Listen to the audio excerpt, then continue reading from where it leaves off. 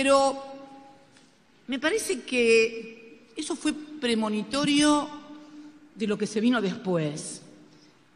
Que un grado de agresión, de campañas, dos cosas, campaña sucia y muy violenta también, por parte del gobierno y del oficialismo. A mí, pues es que eso me tiene preocupada porque las campañas sucias tienen como características cuando no tenés propuestas, ¿no? O cuando mentiste mucho y tenés entonces que ocultar lo que mentiste. Y lo otro, lo violento, porque cuando vos empezás con los prejuicios, los jóvenes de esa agrupación son narcotraficantes, los otros son comunistas y marxistas, o sea, genera prejuicio, y el prejuicio siempre en la historia de la humanidad ha generado violencia sobre las personas que se ejercen esos prejuicios. Entonces, creo que, ¿por qué? Porque yo siempre me pregunto el porqué de las cosas. Las cosas no son casualidad, son muchas veces objetos de planificación, ¿no?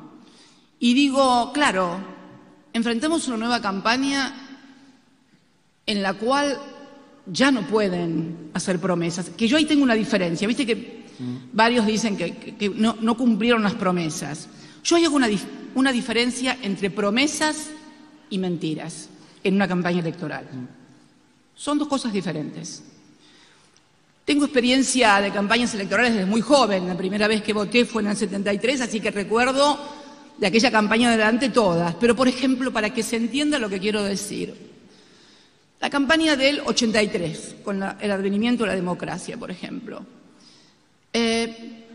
Hubo promesas que no pudieron cumplirse, pero no eran mentiras. A ver, cuando Alfonsín, por ejemplo, decía, con la democracia se come, se cura, cuando decía, por ejemplo, que iban a levantar las persianas de las fábricas, porque estaban caídas, y la verdad.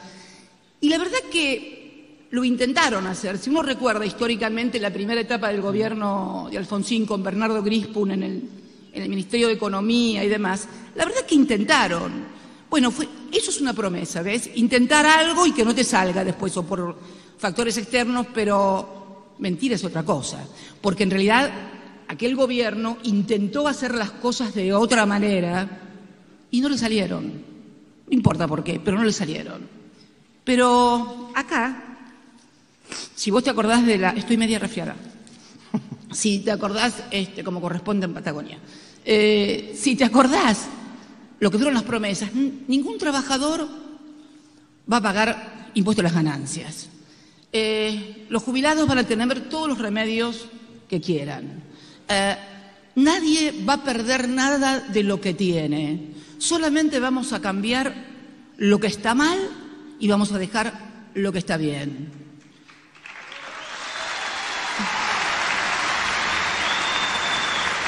Ahora, resulta ser que nunca intentaron hacer eso.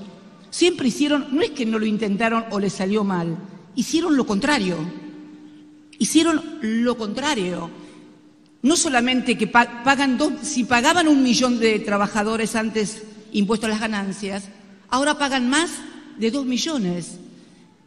No solamente te sacaron las cosas buenas y te dejaron las malas. Los remedios brillan por su ausencia, pero lo hicieron desde el primer día. O sea, eso no son promesas, eso son mentiras, que son dos cosas diferentes. Una cosa son las promesas y otra cosa son las mentiras. Y yo creo que todo eso ha generado esta campaña sucia, violenta, de atacar, porque no hay propuestas y porque hay una natural y lógica, por otra parte, confrontación entre lo que se dijo y lo que pasó y esta realidad que enfrentamos hoy los argentinos. Yo creo que ahí me parece que radica una de las razones, la falta de propuestas y la tragedia económica y social que vive el país. No, si vos lo pensás racionalmente, no es que esté justificando nada, por favor, pero si vos lo pensás racionalmente, ¿qué otra cosa que campaña sucia y violencia pueden hacer? ¿Qué pueden decir? ¿Qué pueden ofrecer? ¿Qué pueden mostrar? Nada.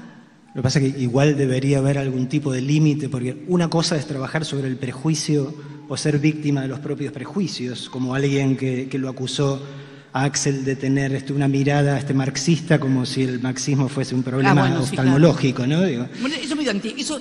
Esos son los más antiguos, esos son los más prehistóricos. Pero hace muy pocos días hubo un periodista que, hablando de un problema gremial en el que estaba metido el líder del gremio de los bancarios, como solución trajo como ejemplo lo que se habían hecho, lo que se hizo en los Estados Unidos con Jimmy Hoffa, con un gremialista que era corrupto, pero lo desaparecieron. Entonces, eso ya no es ser víctima del prejuicio o tener una ideología distinta. Eso es estar proponiendo la violencia como camino, ¿no? Son violentos, hay violencia, son violentos y generan violencia verbal con las palabras y demás. Pero además, esto de la mentira es impresionante. Yo no sé si en las últimas horas antes de venir para acá circuló un video, no sé si lo vieron, en Córdoba, Macri, que le ponen un cuarteto del hijo de Rodrigo Bueno. Yo no sé quién se lo puso, la verdad, pero cuando se dan cuenta que el cuartetazo que está diciendo mentiroso, engañarte, no te correo más, el tipo, y se va del escenario. Es la asunción, dijeran los psicólogos, de lo que... es la asunción, dijeran los psicólogos. Sí, impresionante, hay que verlo, porque en algún momento el subconsciente te traiciona, ¿viste? Y bueno, y aflora. No, pero hay que verlo porque son unos minutitos imperdibles. Primero que es imperdible la letra del cuarteto porque parece hecha para ellos. Y segundo, que cuando se da, es el único que se da cuenta. Eso sí, es inteligente más que los que están con él, porque fue el único que se dio cuenta. Los otros seguían bailando y él se fue. Pero bueno, nada, está bueno eso. Pero ya que estamos hablando de mentiras, hubo quien dijo que estabas escondida. Piedra libre para Cristina. Ahora cuenta Horacio.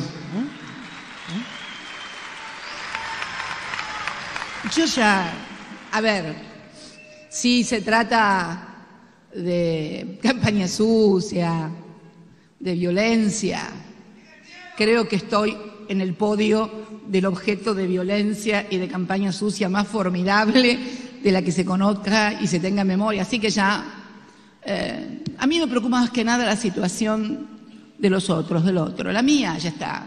No importa, no, me tiene sin cuidado además. Eso me parece que en un país donde 8 personas mueren de frío, donde 7.000 personas viven en la calle, donde hemos visto en Buenos Aires, donde hemos visto bebés y niños en las veredas con temperaturas terribles. Lo mío es anecdótico, lo nuestro es anecdótico. A mí lo que me interesa es eso es lo que hay que cambiar en serio de vuelta.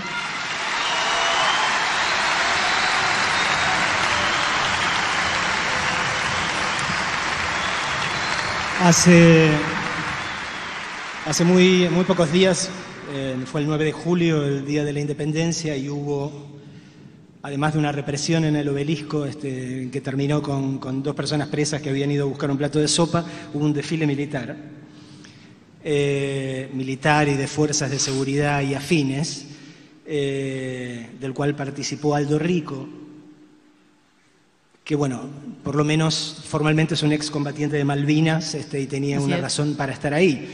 Lo que a mí me resulta inexplicable, y no sé qué pensás vos, es el intento de justificación del ministro de Defensa, Oscar Aguad, diciendo que bueno, aquellas azonadas durante Alfonsín eran un hecho chiquito. Yo cuando vi primero que hablaba de un hecho chiquito pensé que estaba hablando de otra cosa, pero no, estaba hablando de las azonadas de Semana Santa, ¿no? Como si hubiesen sido un golpecito de Estado. Impresionante, eso me impresionó mucho porque además, por esas cosas de la vida, nos tocó estar, me tocó estar en Buenos Aires estaba en Buenos Aires en Semana Santa, justo.